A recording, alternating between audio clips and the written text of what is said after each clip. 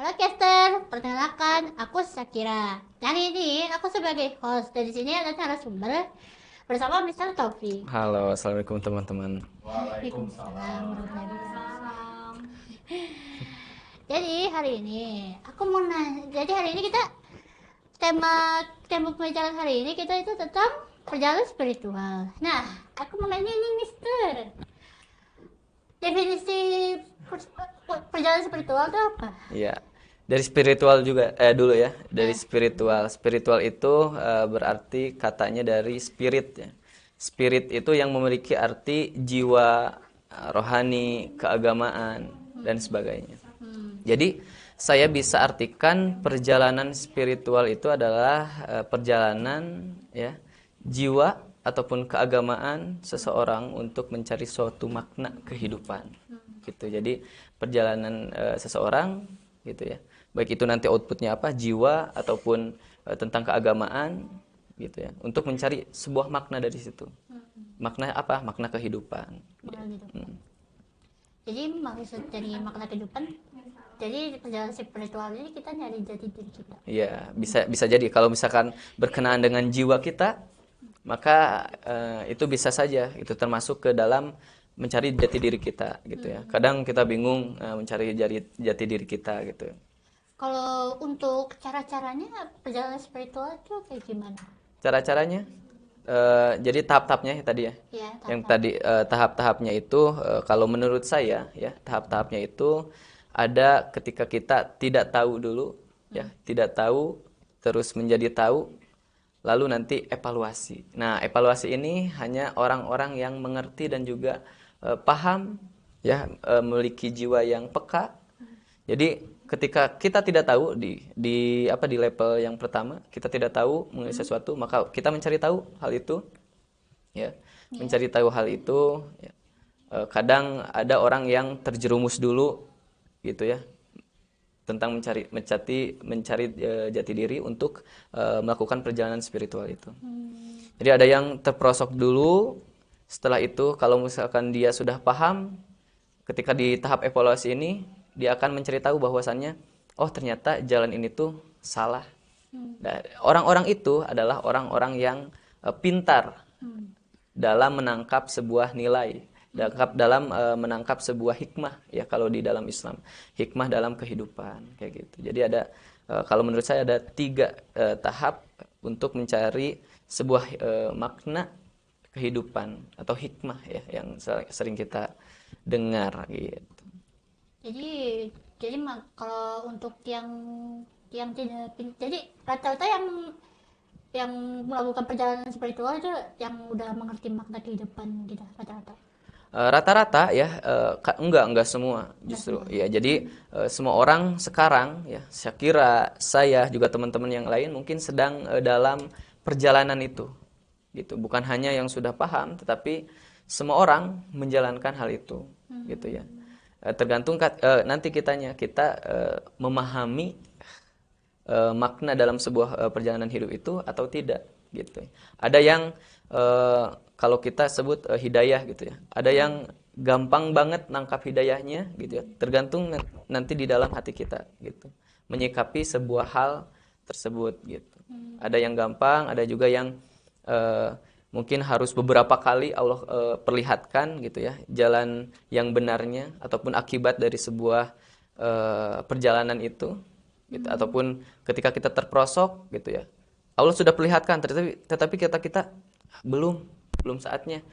Bukan belum saatnya, kita tuh tidak dikasih kesadaran kadang gitu eh, untuk melihat hikmah itu. Terus kita terperosok lagi, Allah lihatkan lagi, belum misalkan masih belum kita melihat hikmah dari itu, terus Allah perlihatkan lagi dan terus-terusan gitu.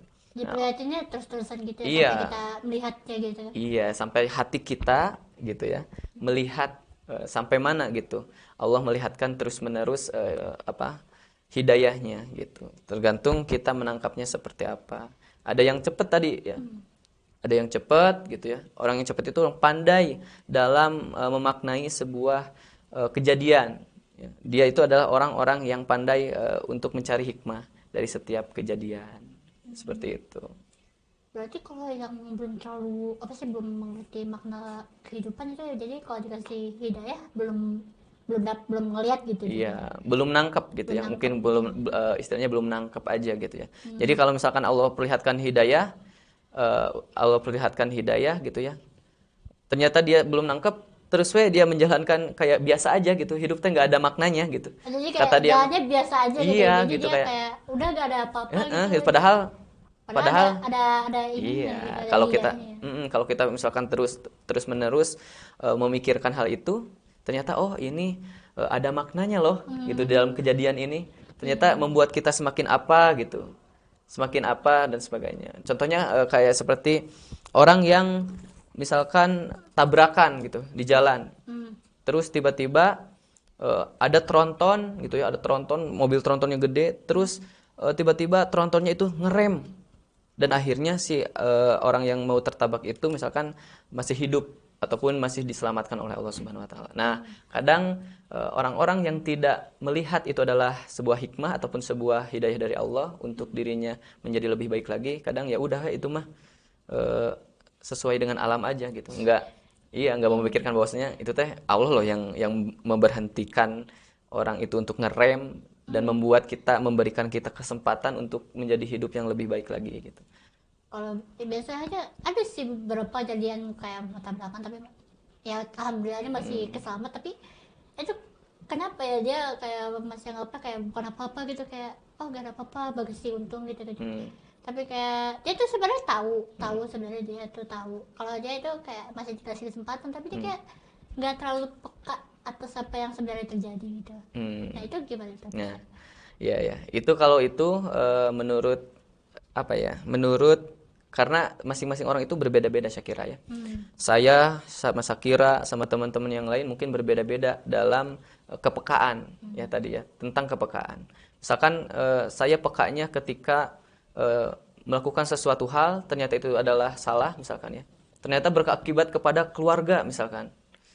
Nah, bisa saja saya langsung ngeh, oh ini tuh ternyata salah, perbuatan saya hari ini tuh salah karena berdampak kepada keluarga. Nah, bisa saja saya kepekaan itu tuh karena keluarga misalkan, atau Syakira sendiri karena apa? Karena orang tua, karena teman misalkan dan sebagainya. Jadi kepekaan orang-orang itu kadang berbeda-beda Syakira. Jadi kita tidak bisa eh, apa ya, mengeneralisir kali ya. Jadi kayak ya tergantung dari sifat manusia Bet- masing-masing gitu ya. Betul.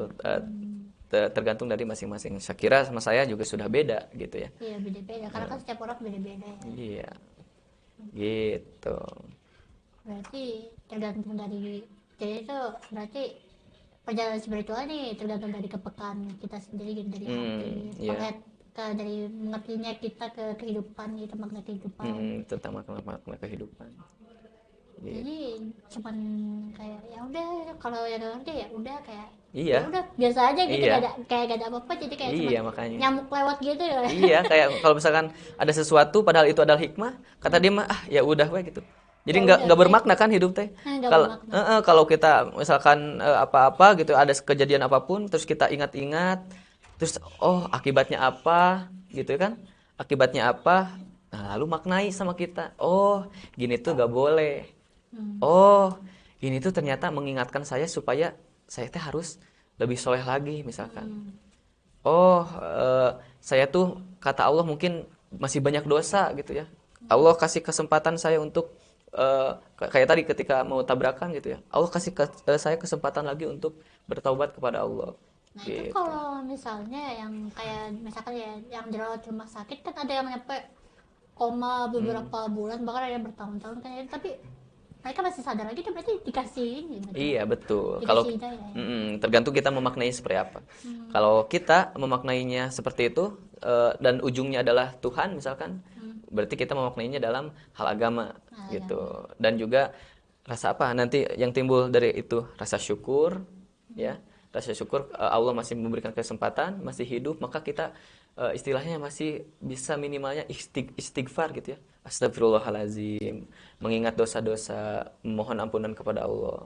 Seperti itu ya. Jadi bermakna lah hidup itu. Bermakna jadi ya, jadi masih, kalau misalkan selagi masih dikasih kesempatan ya dipekain aja gitu ya. Mm-mm. Dipekain jadi Dicari kayak hikmahnya, nilainya. dicari hikmahnya buat entah itu buat lebih beriman lagi atau Mm-mm. lebih bersyukur gitu. Iya, Tapi rata-rata biasanya sih yang begitu orang-orang tuh kayak bersyukur gitu, kayak bersyukur banget. Bahkan apa sih, kayak bersyukurnya ke agama rata-rata sih mereka juga. iya, iya gitu. Jadi nanti kembalinya kalau misalkan output ataupun dari kejadian itu adalah tentang nilai kesolehan, maka ke agama gitu ya, ke Allah lagi.